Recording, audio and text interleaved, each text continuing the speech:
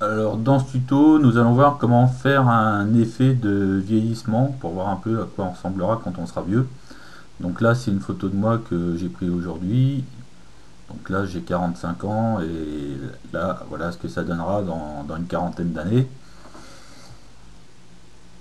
Si je suis encore vivant d'ici là. Donc nous allons voir comment procéder. Bon, j'ai tous les détails ici. On verra tout à l'heure ce que ça donne. Là, je vais juste faire une petite démo sur, sur la photo là. Parce que je vais pas tout faire, sinon la vidéo elle va durer plus d'une heure ou au moins une bonne heure. Donc là, je duplique mon calque.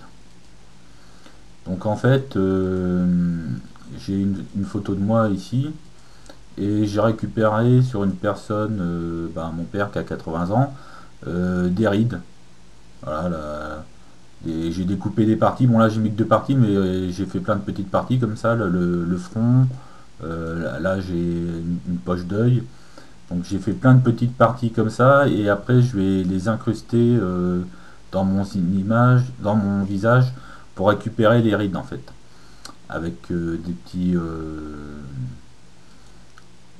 fondus ici. Donc on va voir comment que j'ai fait. Donc je sélectionne le front. Donc là je suis sur l'image d'arrière-plan, il faut que je me marque sur le calque 1. Bon, on peut renommer les images en double clic. Je marque front par exemple là, et là c'est une poche d'œil, je vais marquer poche. Voilà. Donc là je vais travailler sur le front, là je sélectionne front. Je vais commencer par redimensionner à la bonne taille et à l'orienter comme il faut. Donc je commence par faire une rotation. Je fais un petit effet de transparence pour voir ce que ça va donner. Et je me cale sur mon visage. Et j'essaie d'orienter comme il faut. Ensuite je fais OK. Je retourne dans édition, transformation. Là je vais faire une homothétique, ils appellent ça. Disons, ils auraient pu trouver un mot plus simple. Donc ça c'est pour régler la taille en fait. Donc je vais régler la taille par rapport à mon visage. Voilà, là c'est pas mal. Donc là je fais OK.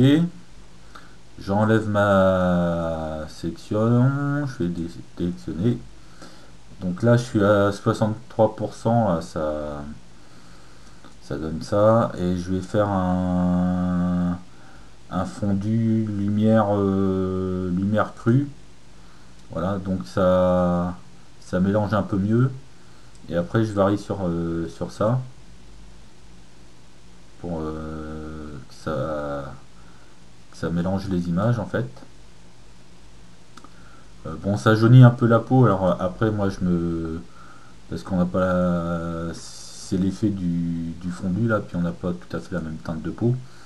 Donc, je peux modifier ma couleur de peau en allant dans, par exemple, image, réglage. Bon, il y a plusieurs possibilités. On peut faire, par exemple, teinte et saturation.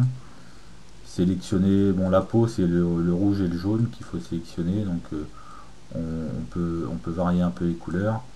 Essayer de faire quelque chose. Bon, moi, je trouve que ce qui est mieux, c'est la correction sélective. Là, je sélectionne le rouge et pour jaunir un peu la peau, je rajoute un peu de jaune. Comme ça. J'y vais à tâtons.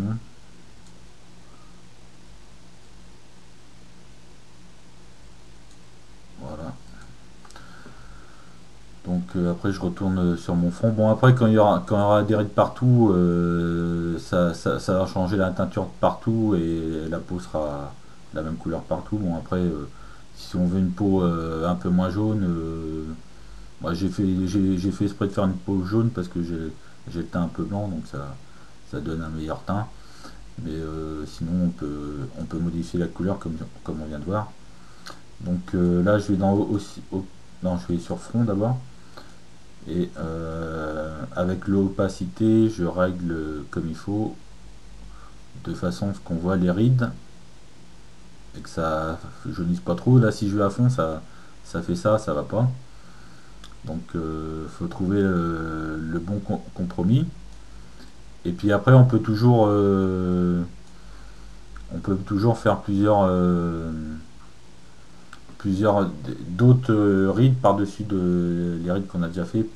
C'est d'ailleurs ce que j'ai fait on verra tout à l'heure sur le truc final. Donc une fois que ça me plaît à peu près, je fais un masque de fusion ici, en bas à droite, je clique sur masque de fusion, donc il arrive là. Et là, je vais prendre le pinceau, la couleur noire elle est déjà sélectionnée, sinon on appuie sur les deux flèches pour changer les couleurs, et on prend le noir. Taille de pinceau, donc on prend une bonne taille de pinceau hein, pour enlever les zones. Ça c'est peut-être un peu gros, comme ça c'est pas mal. Donc il y a les tailles de pinceau et comme ça c'est pinceau net et comme ça c'est pinceau dégressif. Donc moi je prends du dégressif et on peut y aller avec du 100% opacité là-dessus. Voilà. Donc là je suis bien sur mon masque et avec le noir en fait je fais apparaître l'image en dessous en fait. Donc je fais comme ça. Là je fais avec le bord comme le bord il y a un effet de dégradé, ça fait moins fort donc je passe plusieurs couches de façon à ce que les couleurs se mélangent bien. Donc voilà, là j'ai rajouté des rides sur le front. Là on va faire la poche sous les yeux, donc on va faire un œil. Donc en fait, là j'ai un œil, il est dans ce sens-là. Pour faire le deuxième œil, ce que je fais, c'est je sélectionne. Parce que à moins que j'ai deux yeux qui sont parfaits, mais j'avais pas deux yeux avec deux belles poches, j'avais qu'un œil avec une belle poche. Donc j'ai sélectionné l'œil, je vais dans.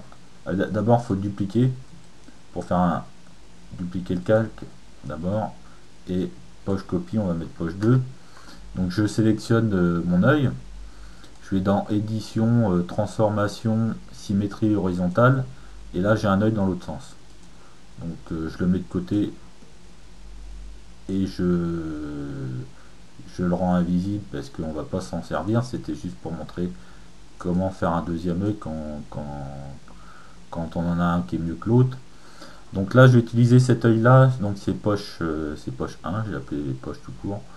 Donc je prends la petite flèche pour déplacer, je me mets là. Bon, l'opacité, comme tout à l'heure, je fais une transparence qu'on voit les deux images parce que je vais essayer de caler la poche sous mon œil. Bon, j'en ai déjà une, là, on va l'accentuer en fait. Euh, édition, comme tout à l'heure, transformation, rotation, et je cale, voilà, par transparence, je cale la poche sous mon œil. Là, je fais entrer et je vais rajouter un peu plus d'opacité pour bien voir ce que je fais.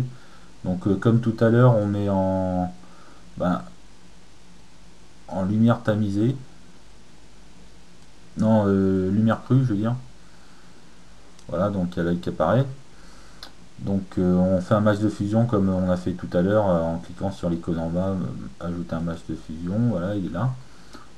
Comme tout à l'heure, on prend le pinceau, la couleur noire et puis on efface ce qu'on n'a pas besoin. Donc là je le prends pas, là je fais juste une poche. Parce que le nez je vais le faire à part et etc. Sauf que la poche là en fait si je la rends invisible, il n'y a pas grande différence. Donc pour ce filtre là en fait je vais pas prendre lumière crue, je vais prendre c'est un des rares morceaux du visage où que je prends je fais pas de fusion en fait, je fais une fusion normale, donc normale, et je me mets à 100%. Donc voilà, là si j'enlève ou je remets, ben c'est en fait j'ai une plus grosse poche que la poche que j'ai prise. C'est peut-être parce que j'ai trop effacé. Donc je vais reprendre du blanc.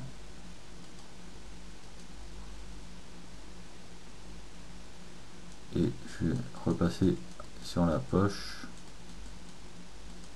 dans le masque de fusion pour bien la refaire réapparaître. Ouais, c'est parce qu'elle était pas, elle a un peu de travers en fait, elle est là la poche. Je l'ai mal placée en fait, donc je vais la déplacer. Elle est mal placée et mal orientée, j'ai l'impression.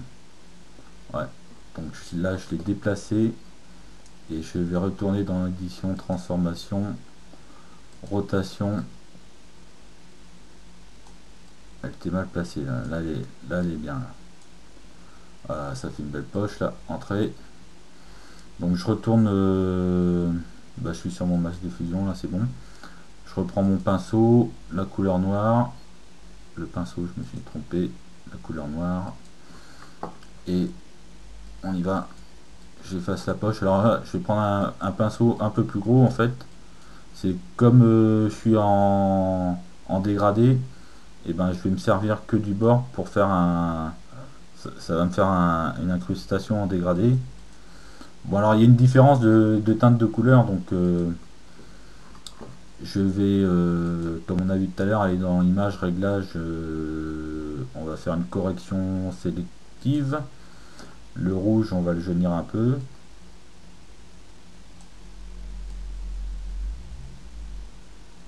Voilà, c'est déjà mieux. C'est même bien.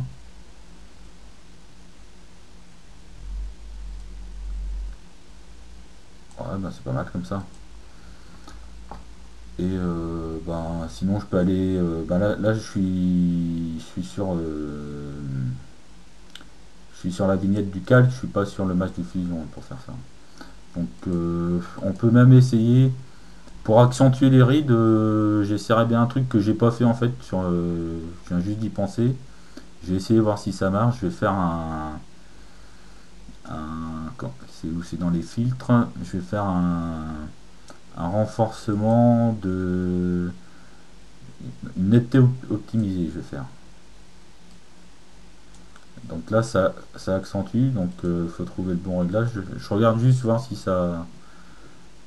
J'ai pas pensé à faire ça. Ouais, c'est pas mal en fait. Ça.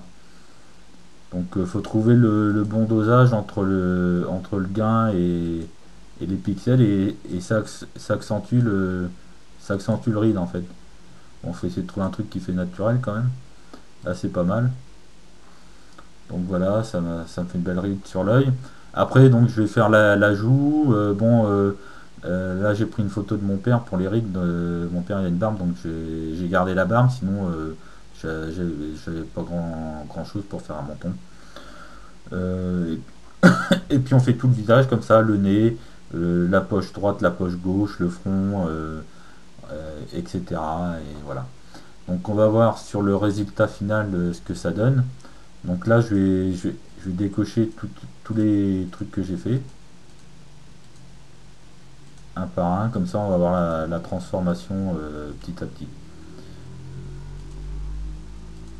Donc voilà, là c'était donc l'image de départ. Donc j'ai commencé par jaunir, j'ai bien jauni l'image en fait.